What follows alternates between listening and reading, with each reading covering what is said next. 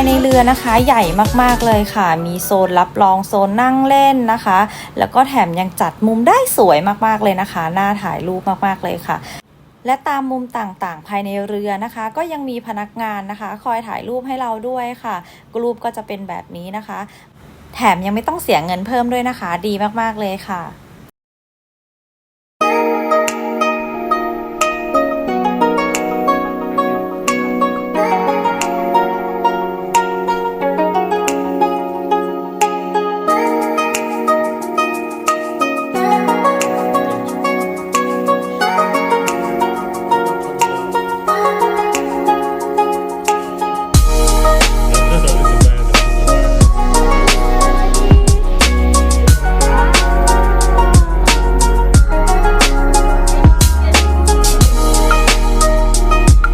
ขอบคุณเพื่อนๆทุกคนนะคะที่ติดตามชมคลิปวิดีโอของนันนะคะ